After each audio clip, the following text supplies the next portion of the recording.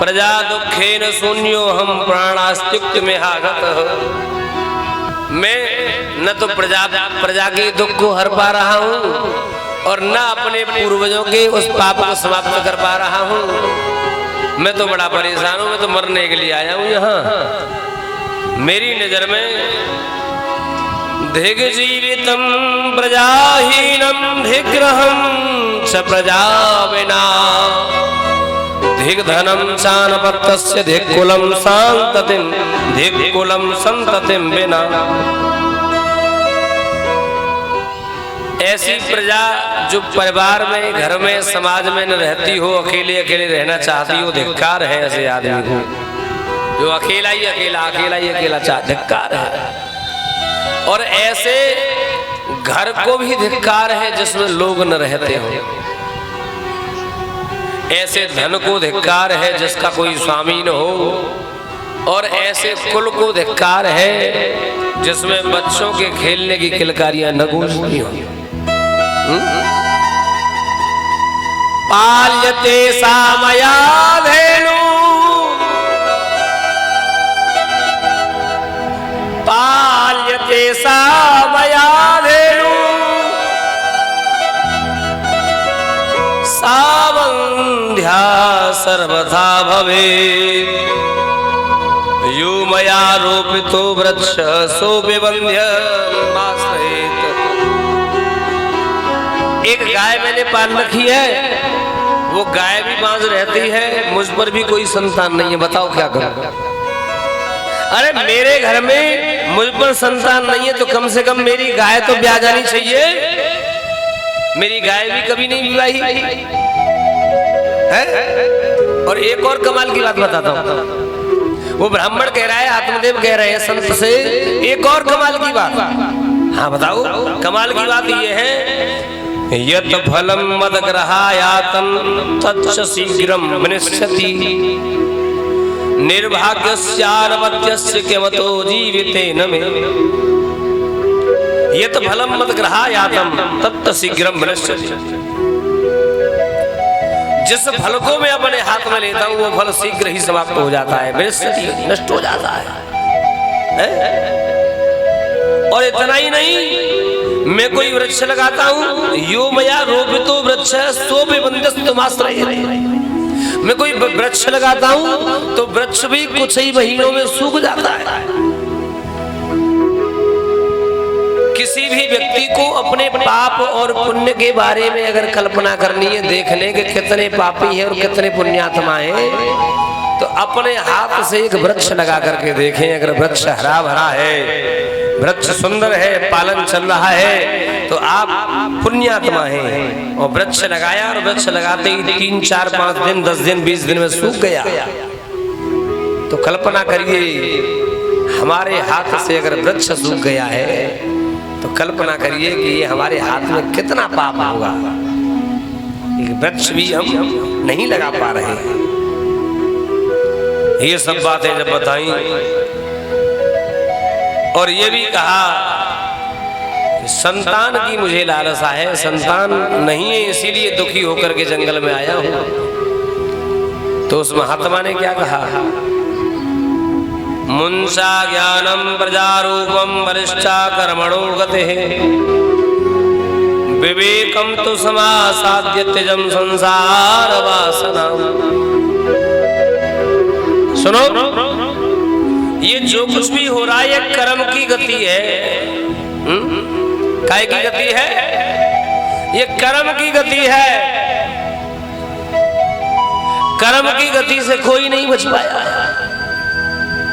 कर्म की गति न्यारी।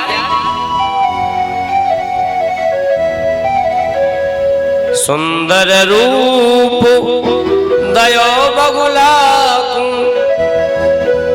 कोयल कर दैकारी दाता कर्मन की गति।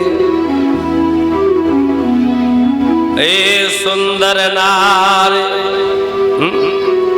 सुंदर नारी सुतन कूतर से, सुंदर नारी सुतन कूतर से जन जन हारी। सुंदर नार सुतन कूतर से भूहर जन जन हारी। दाता कर्मन की गति न्यारी। कर्म की गति विचित्र है।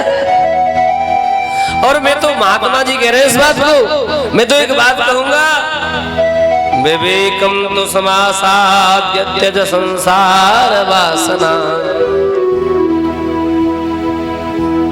विवेक से विचार करके मैं कहता हूं कि आप संसार की वासनाओं को त्याग दें, और संसार की वासना को त्याग करके देखो, सुनो, शरणु विप्रमयातेत्य प्रारब्धम तुबिलोकिकम सप्त जन्म अवध तव पुत्रो नैवच नैवच। तुम्हारे 7 जन्म संतान नहीं होने की, संतान के चक्कर में अपने इस जन्म को समाप्त मत करो। संतान के चक्कर में इस जीवन में और ज्यादा दुख मत भरो। 7 जन्म संतान नहीं होगी, मेरी बात मान जाओ। कौन सी? मैं बाबा हूं तो तुम भी बाबा बन जाओ। बोलिए गोविंद भगवान की जय।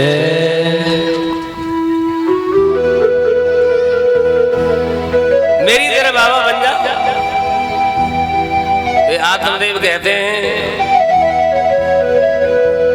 विवेकेन भवेत किम में पुत्रम देहि बलादपि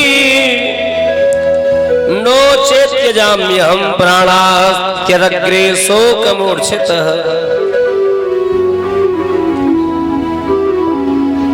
पुत्रादि सुखहीनोऽयं संन्यासः शुष्क एव हि गृहस्थः सरसो लोके पुत्र पौत्र समन्वितः। मैं अपने विवेक से एक बात कहता हूं कि मुझे आप कैसे भी करके संतान दें। मैंने सुना है महात्माओं को कुछ भी दुर्लभ नहीं है। संसार में संतों को कोई वस्तु दुर्लभ नहीं है। एक उदाहरण, कोई गांव रहा होगा,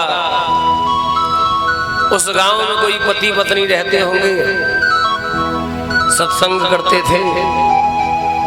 जो व्यक्ति सत्संग हृदय से करता है, भगवान से कनेक्ट होकर के सत्संग करता है, धीरे धीरे उसके घर में महान विभूतियों का आना प्रारंभ हो। धीरे धीरे, ये नहीं कि हम तो आज हे भगवान हम तो तुम्हारे है गए, हम तो तुम्हारे है गए, और 2 घंटा बाद आगे रिश्तेदार, अरे महाराज तुमते बड़ा कौन है हमारे पास जाए, तुमते बड़ा कौन हो। रिश्तेदार बितावे, दूसरे रिश्तेदार, अरे महाराज तुम तो प्राणंते प्यारे हो। 4 घंटे पहले भगवान से कह रहे थे प्रभु हम तो तुम्हारे हैं, किस किस के प्रसाद बन गए हो, किस किस के बनोगे। जीवन में एक के बनकर ठहर जाओ, जिंदगी ठहर जाएगी, जिंदगी में सुकून हो जाएगा, आनंद हो जाएगा, होगा आनंद। खैर मैं चर्चा करते हुए आगे बढ़ूं। कोई पति पत्नी रहते थे किसी गांव में, दिव्य महान महान विभूतियां सत्संग में आने लगी। अब तो सत्संग का प्रभाव इतना बढ़ा कि नारद जी आने लगे, और जिस घर में सत्संग में नारद जी आने लग गए हो, वो सत्संग कैसा होगा, सोचने वाली बात। नारद जी का आगमन होने लग जाए साधारण बात नहीं है। तदुपरांत समय गुजरने लगा, धीरे धीरे धीरे धीरे समय गुजरने लगा, और जब धीरे धीरे समय गुजरने लगा तो एक बार उस पत्नी ने अपने पति से कहा, नारद जी आते हैं, संतान कोई नहीं है, पूछ लो एक बार नारद जी से संतान होगी या नहीं होगी। पति ने नारद जी से इशारे से कहा कि हमारी तो कोई इच्छा नहीं है, पर हमारी पत्नी जो है वो ये जानना चाहती है, पूछना चाहती है कि संतान हमारे जीवन में होगी या नहीं होगी। नारद जी कहते हैं मेरा तो भगवान से डायरेक्ट लिंक है, मैं आज ही भगवान से पूछ लूंगा। और उसी दिन सत्संग के बाद नारद जी भगवान के पास गए, भगवान से उस दंपति की संतान के बारे में पूछा तो भगवान ने कहा उनके जीवन में 7 जन्मों तक, इस जीवन को छोड़ो 7 जन्मों तक संतान की कोई व्यवस्था नहीं है। अब भगवान ने जब इस बात को कहा, भगवान जब इस बात को कहते हैं तो अब नारद जी की क्या हिम्मत की बात काट जाए। नारद जी बेचारे लौट आए, 2-4 महीने बाद गए, बताया कि भाई देखो भगवान ने तो मना कर दिया, तुम्हारी संतान होगी नहीं।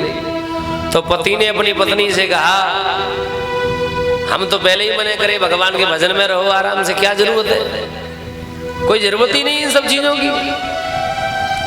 लेकिन तुम्हारा अगर मन है, मैंने पूछा था भगवान ने मना कर दिया, अब शांत रहो।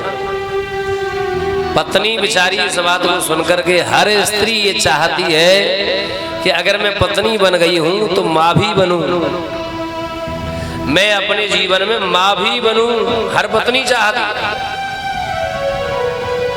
आज महाराज पत्नी उदास हो गई, पति अपना शांत है, समय गुजरने लगा, सत्संग होने लगा, पर अब नारद जी ने आना बंद।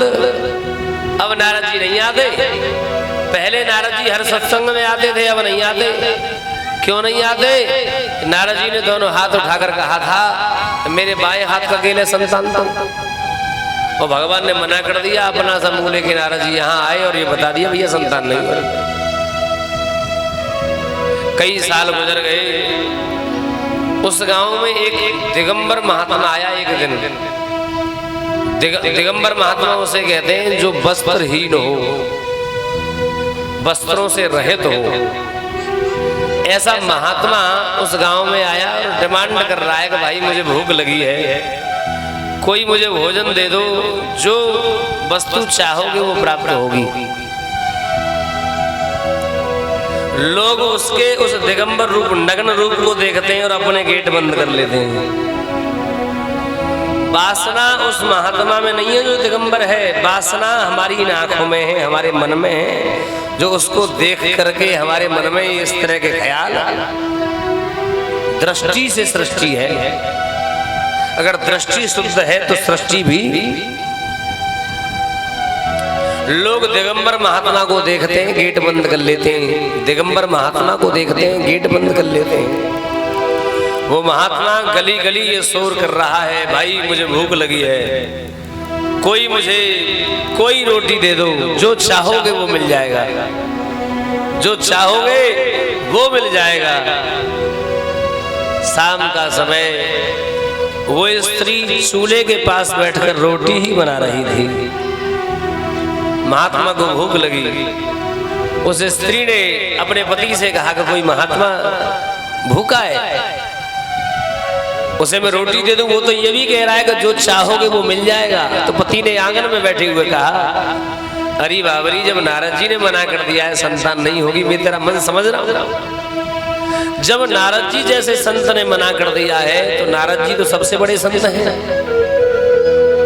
नारद जी से बड़ा संत कौन है? जब नारद जी ने ईगो कम कर दो थोड़ा सा, ईगो कम, जब नारद जी ने मना कर दिया तो ये दुनिया के संत क्या करें? पत्नी बोली संतान की लालसा नहीं है, एक महात्मा भूखा है, मैं रोटी बना रही हूं, मैं अगर रोटी दे दूं तो। पति ने कहा हाँ ये भाव मुझे अच्छा लगा, जाओ और महात्मा को भोजन कराओ, भोजन दो, 4 रोटी दे दो। पति ने कह दिया और उस पत्नी ने 4 रोटियां ली, 4 रोटियों पर सब्जी रखी, रोटियों को पल्लू में ले लिया और गेट के पास गई। गेट खोला, जैसे ही गेट खोला सामने से वो दिगंबर महात्मा आता हुआ दिखाई दिया।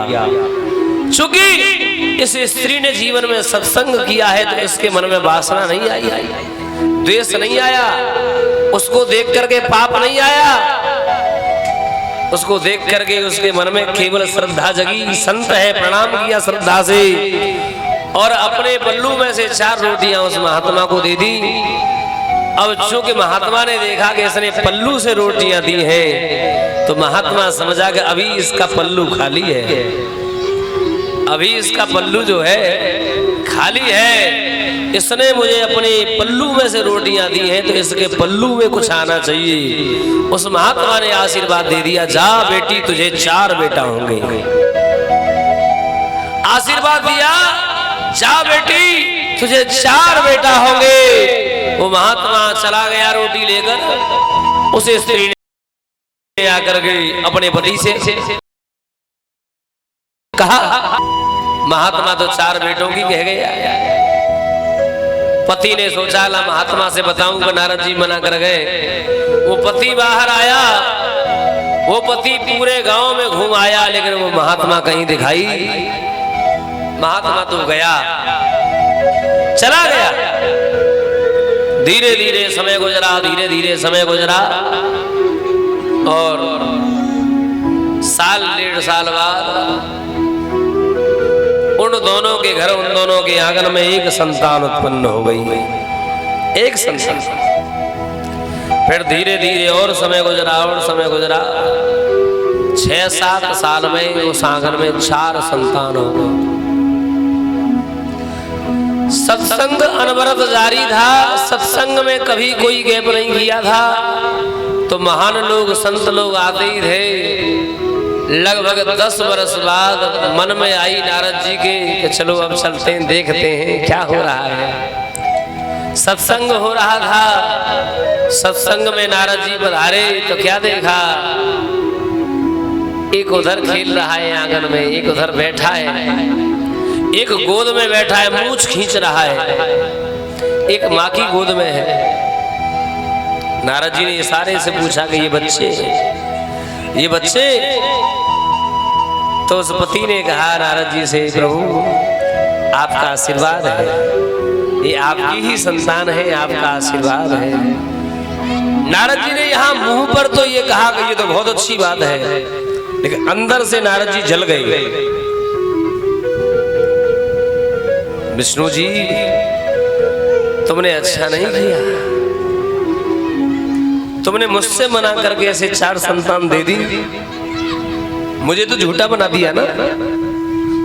मैंने ही तो कहा था कि विष्णु ने मना कर दिया है, तुम्हारे 7 जन्म संतान नहीं होंगी और तुमने यहाँ 4 दे दी, छोड़ूंगा नहीं। ये नारद जी सीधे विष्णु भगवान के पास गए।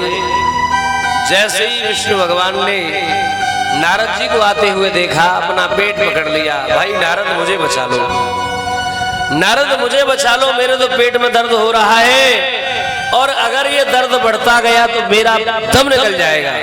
अब नारद जी अपनी बात तो भूल गए, दर्द के चक्कर में बात भूल गए। और जब बात भूल गए तो नारद जी कहते बताओ क्या करूं, कौन सी टेबलेट लेके आऊं, कौन से मेडिकल स्टोर पर जाऊं, बताओ। तो भगवान विष्णु कहते हैं किसी संत का 1 कटोरा खून मिल जाए, मेरा पेट का दर्द बंद हो जाएगा।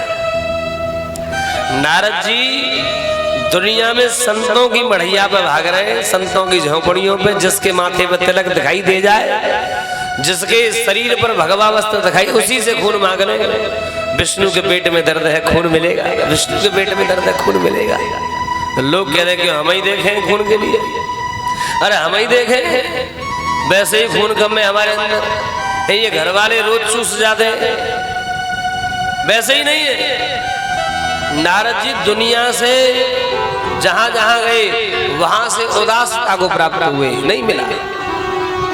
जंगल से होके जा रहे थे, जंगल में एक झोपड़ी देखी, झोपड़ी में सूखा सा एक महात्मा देखा, जिसके शरीर पर शायद केवल हड्डी ऊपर से खालई थी। उस महात्मा से नारद जी विचार करते हैं वैसे खून शायद होगा नहीं, मुश्किल से खींच के 4-5 चम्मच या आधा गिलास खून होगा, ज्यादा नहीं है। मांग लेते हैं, कुछ तो इजाफा होगा, कुछ तो फायदा पड़ेगा। नारद जी ने उस संत से कहा, नारायण के पेट में, विष्णु भगवान के पेट में दर्द है, एक महात्मा का खून चाहिए। अगर आप कुछ खून दे दो, इतना कहा था कि उस महात्मा ने पास में गड़े हुए त्रिशूल को उठाया और अपने पेट में भोंक लिया। वो कटोरा जो नारद जी के हाथ में था वो पूरा खून से भर दिया। ले जाओ, ले जाओ, मेरे नारायण के पेट में दर्द नहीं होना चाहिए, ले जाओ।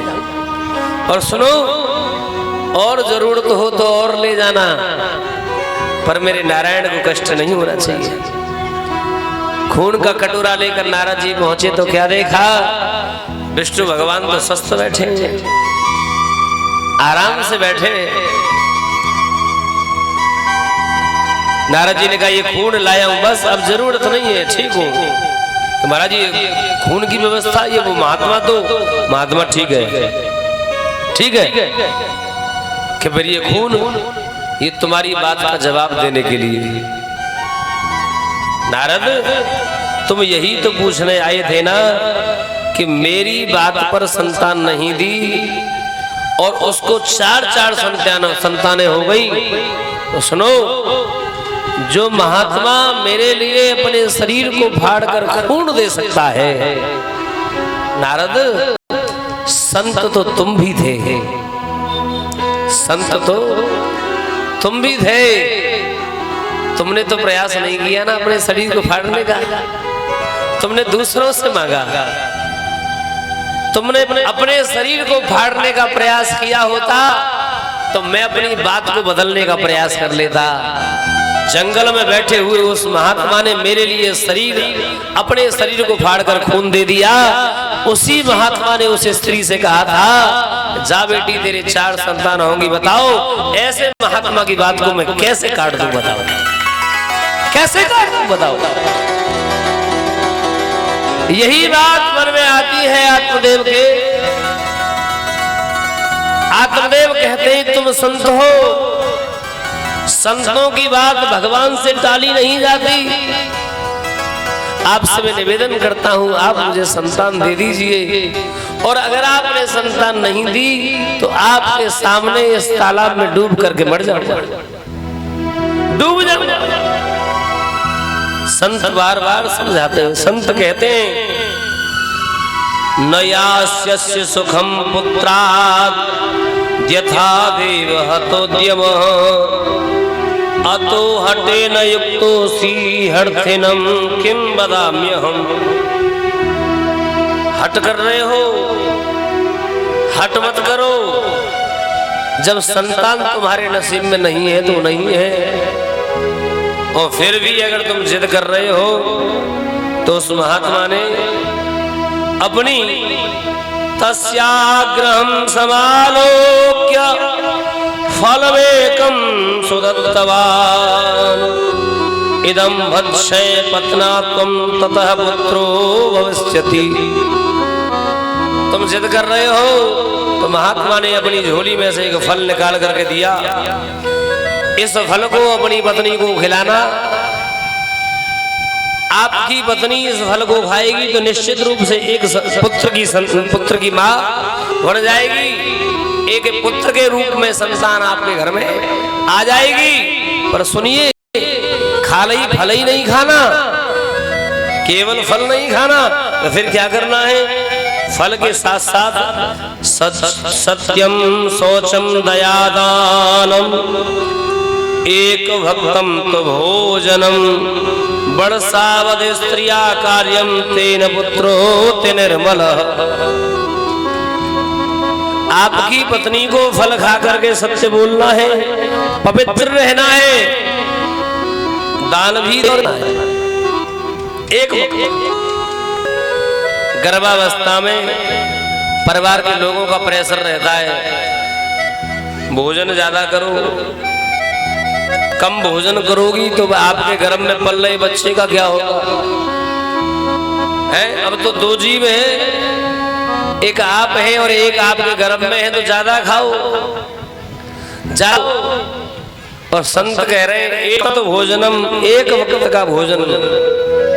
जो स्त्री गर्भा में करते हुए एक वक्त का भोजन करती है, संत कह रहे हैं वर्षावद स्त्रिया कार्यम तेन पुत्रो ते निर्मल एक बड़ी स्त्री गर्भावस्था में इस कार्य को करती है, निर्मल पुत्र होता है। कल बता में भगवान को निर्मल ही प्रिय है, हमें आप करना पड़ेगा। कैसे सत्संग की राख से मांझ कर निर्मल करना पड़ेगा। और वो कह रहे हैं कि अगर माँ 1 वर्ष तक ये नियम करे तो जो बच्चा पैदा होगा वो निर्मल हमारे मन पर जमा हुआ है। कितने जन्मों के पाप जमे हुए हैं, कितने जन्मों की बुराइयां हमारे मन पर जमी हुई हैं। मात्र 1 वर्ष तक माँ इस काम को करे तो गर्भ में पल रहे बच्चे के पाप जन्म जन्मांतर के मिट जाते हैं और वह निर्मल तदुपरांत संत फल दे।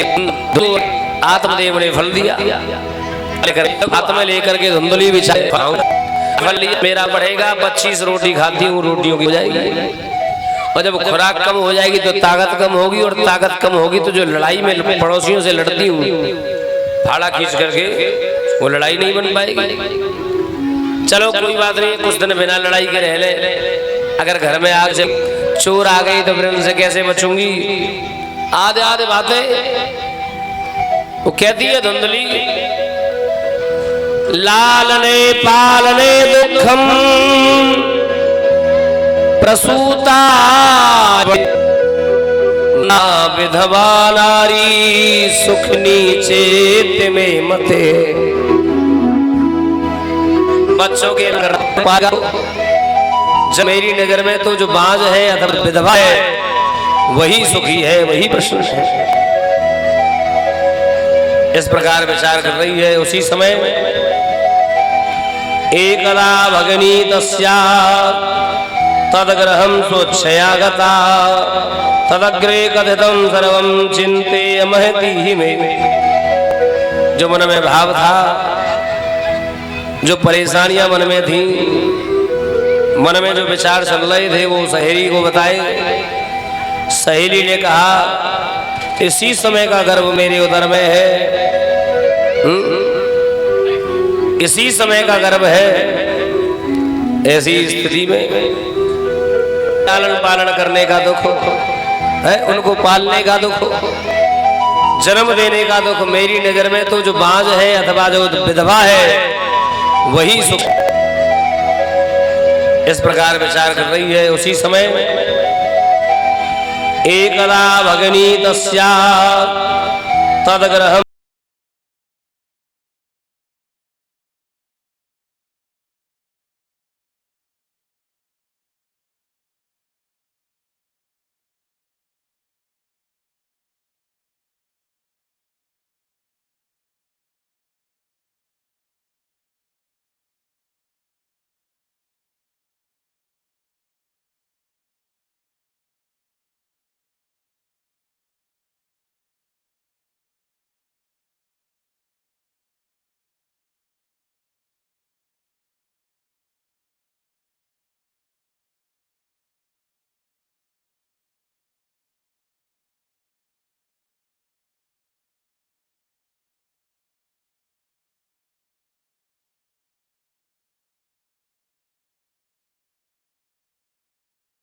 स्वच्छया गता तदग्रे कथितं सर्वं चिंतेय महती में। जो मन में भाव था, जो परेशानियां मन में थी, मन में जो विचार चल रहे थे, वो सहेली को बताए। सहेली ने कहा इसी समय का गर्भ मेरे उदर में है, इसी समय का गर्भ है। ऐसी स्थिति में अरे मैं तेरे घर रहूंगी, तू मुझे कुछ धन दे देना, मैं तुझे संतान दूंगी। ऐसा विचार हो गया सहेली को। 3 महीने बाद जो फल रखा हुआ था उस फल को गाय को दे दिया गया। समय आने पर सहेली की संतान हुई।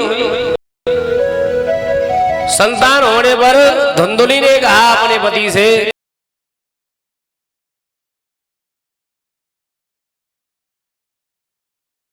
मैंने फल खा लिया था, संतान सहेली के भी हुई, सहेली की संतान मर गई, मेरी जिंदगी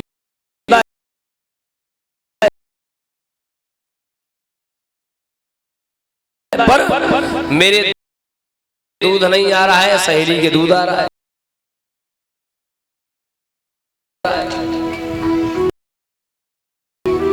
क्या मैं अपनी संतान को पालने के लिए सहेली को घर में रख लूं, दूध पिलाएगी? आत्मदेव ने कहा बिल्कुल रख लीजिए। नामकरण संस्कार में धुंधुली ने अपने नाम पर पुत्र का नाम रख दिया धुंधकारी। 3 महीने बाद गाय को प्रसव हुआ, और जब गाय को प्रसव हुआ, गाय के गर्भ से मानवीय स्वरूप में गाय जैसे कान लेते हुए गौकर्ण जी महाराज प्रकट हुए। अब चूंकि गाय जैसे कान थे, इसीलिए नाम रख दिया गया गौकर्ण। ये दोनों बच्चे धीरे धीरे बड़े हो रहे हैं।